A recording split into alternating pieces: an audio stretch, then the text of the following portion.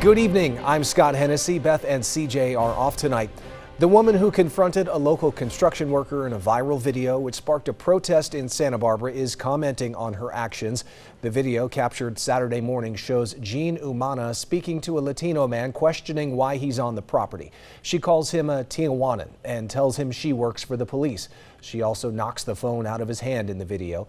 Umana does not work for Santa Barbara police. She told the LA Times her remarks were inappropriate and also said, quote, "I'm truly sorry that this got out of hand, and I regret making statements like that because I said them in the heat of the moment. They were not measured, and whatever I might feel, I don't have the right to take it out on anybody else, but unfortunately, I lost control."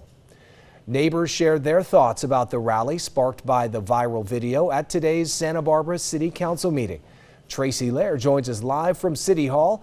Tracy, they shared their concerns about the crowd that gathered. That's right. People spoke out during their public comments here at City Hall during the City Council meeting. They said they were put off guard or caught off guard when that rally happened, and many of them were scared. Some were in touch with the police, on the phone with the police, and they knew that the police were monitoring the situation but had chosen not to show up at that rally. And they shared their concerns about what it felt like that night, that Sunday night. What happened on Sunday night in our neighborhood, in my opinion, in our neighborhood's opinion, was really unacceptable. We were absolutely terrified.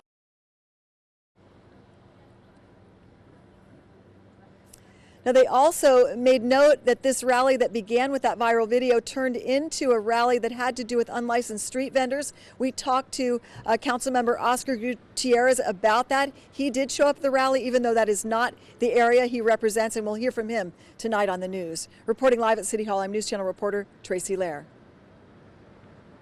All right, now we turn to Chief Forecaster Annika Abbott with the first look at our weather. Yes, well, we have seen below average temperatures all week, and we're going to continue to see this in this entire week ahead of us here, including into next week. So we are looking still up at some cloud cover here and there. It's been very patchy, and we could even get some drizzle out of that cloud cover tomorrow morning. Here's our view right now, though, off of Broadcast Peak, and you can see some clouds way out in the distance on that water line there, but for the most part, we actually do have some decent sunshine. Santa Barbara this evening, nice and mild, low 70s next couple of hours here, and then you've got some upper 60s at 9 and 10 p.m. again with partly cloudy skies. Santa Ynez, you've got temperatures in the mid 60s at 7. By 8 you're at 60 degrees even, and then gradually and slowly climbing downwards in temperature into the upper 50s at 9 and 10 p.m. tonight. So it is going to be rather a chilly evening, and if you do have any late night plans, you probably do want to bring a sweater with you and keep it handy through the week. I'll have more on that coming up in my full weather forecast. Now to politics. Both President Biden and Ukraine's President Volodymyr Zelensky made their case on the world stage for continued support for Ukraine in its war against Russia. The speeches at the United Nations General Assembly come as some are growing weary of the war. Some Republican lawmakers are questioning whether it makes sense to continue funding Ukraine's efforts. President Biden is vowing unconditional support for Ukraine. The United States, together with our allies and partners around the world, will continue to stand with the brave people of Ukraine as they defend their sovereignty and territorial integrity and their freedom. Zelensky is set to visit the White House and Capitol Hill later this week as Congress weighs President Biden's request for an additional $24 billion in aid. 5 Americans freed after spending years behind bars in a notorious Iranian prison are back home now. The group, who had been blocked from leaving Iran, landed on American soil this morning. Ika Jachi is in Washington with the latest. It was a moment once thought unimaginable. And this is the real hero of this story. 5 Americans held as prisoners in Iran for years, finally back on U.S. soil, seeing their families for the first time in a while. The mother of one prisoner and the wife of another also allowed to leave the country. 3 of the former prisoners were held on espionage charges, which they and the U.S. say were fabricated. Executive Samak Namazi held for 8 years, greeted by loved ones. Surviving 8 years of brutal treatment, but never losing hope. Conservationist Murad Tabaz and businessman Ahmad Sargi, both arrested in 2018, warmly embraced by their family members.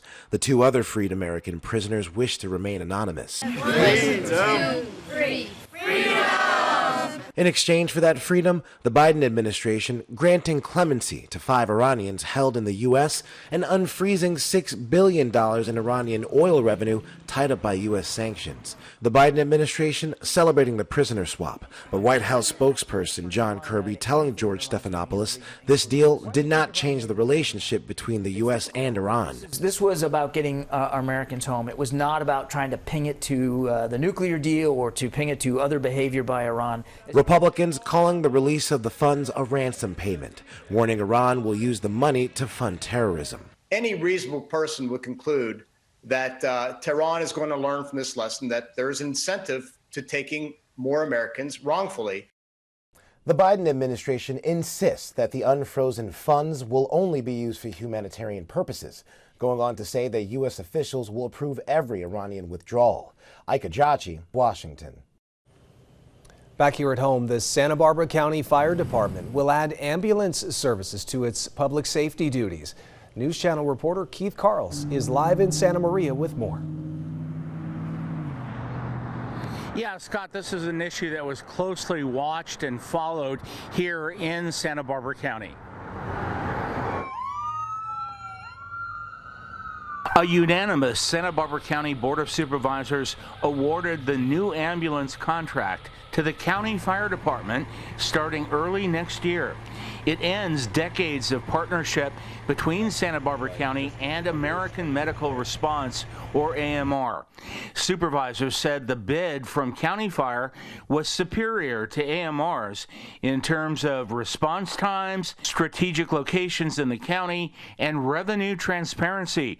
County Fire has already purchased a fleet of ambulance vehicles to augment its existing EMS and response capabilities. We have over 150 experienced paramedic and EMTs, field training officers, as well as local leadership who are extremely familiar with how ambulance transport works in this county. Our first pillar is innovation. We will have constant staffed ambulance deployment designed to decrease response times to our most critical medical emergencies. AMR can seek another county operating permit after its current contract expires early next year. AMR is one of the largest privately owned ambulance companies in the country. Reporting live in Santa Maria this afternoon, I'm News Channel reporter Keith Carls. Scott, I'll send it back to you. Thank you, Keith. PG&E is conducting low-altitude aerial inspections all week long throughout many areas of northern Santa Barbara County. Arborists are taking flight for several days, taking part in the power company's vegetation management program.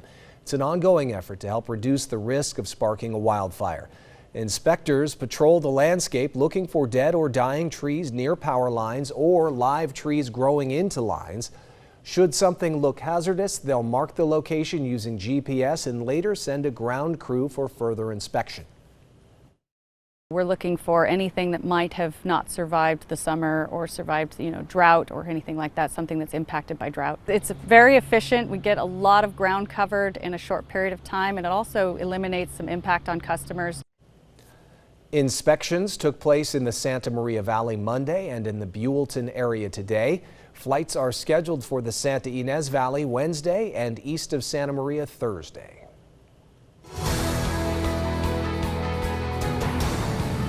Today is National Voter Registration Day.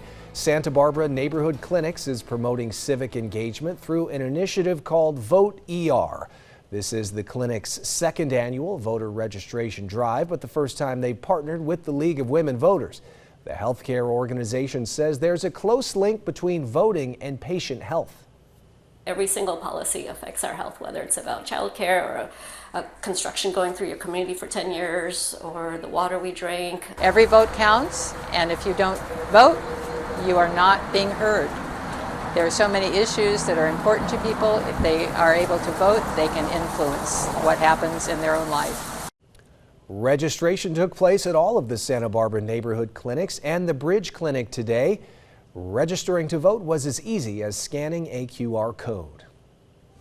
Still ahead on your News Channel Live at 6, a coastal cleanup day is coming this weekend. How you can be a part of it.